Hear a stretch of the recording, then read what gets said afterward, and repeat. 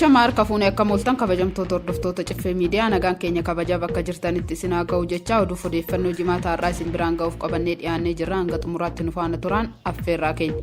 Daandiin qilleensa Itoophiyaa badhaasa turizimii Ikulaa argate. Daandiin qilleensa Itoophiyaa tajaajila waaraa biizinasiin badhaasa turizimii Ikulaa 2024 Ugaandaa argateera. Sagantichi Ugaandaa Kaampaalatti kan gaggeeffame yoo ta'u daandiin qilleensichaa guddina indaastirii turizimiif gumaacha olaanaa taasiseen badhaasicha argachuun ibsame. Badhaasa waggaa kana irratti dhaabbileen kenniinsa tajaajila garaagaraa guddina damee turizimiif gumaachaniif beekamtiin kennamuu ragaan daandii qilleensicharraa argame ni mul'isa. Dr. Alamuu Simee agarsiisichi dandeettii dippiloomaasii Itoophiyaa kan calaqqisiisedha jedhan. Simpooziyemii fi agarsiisni Itiyoo Giriin Moobiliitii akkasumas torbeen sagantaa bu'uuraalee misoomaa Afrikaa dandeettii dippiloomaasii Itoophiyaa kan calaqqisiisan ta'uu ministeera geejibaa fi loojistiksii Dr. Alamuu Simee ibsan. Dr. Alamuu Simeen agarsiisni fi simpooziyemiin Itiyoo Giriin Moobiliitii akkasumas torbeen sagantaa bu'uuraalee misoomaa Afrikaa milkaa'inaan xumuramuu gama miidiyaa hawaasummaa isaaniin ibsanii jiru. Dabalataan guddina bu'uuraalee misoomaa hunda galeessa anniisaa haareffamaa fi walitti hidhamiinsa irratti gahee Itoophiyaan qabdu sagantaalee kanneeniin calaqqisiisuun akka danda'ame himan.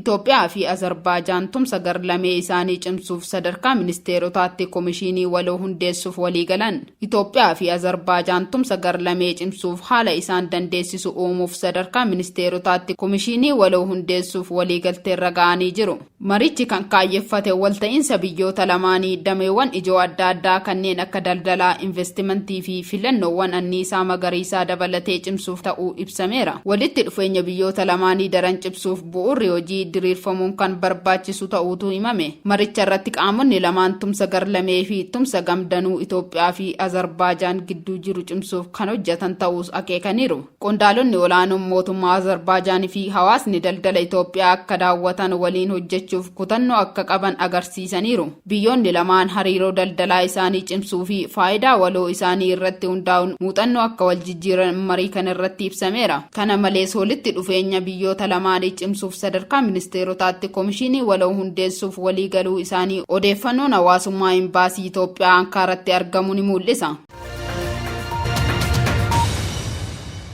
Egaan kabajamtoota hordoftoota Caffee miidiyaa oduuf odeeffannoon jimaata har'aa kana fakkaata ture hanga xumuraatti nu hordofuu keessaniif galatoomaa jechaa qophiilee Caffee miidiyaa afaan waliin turtii gaarii.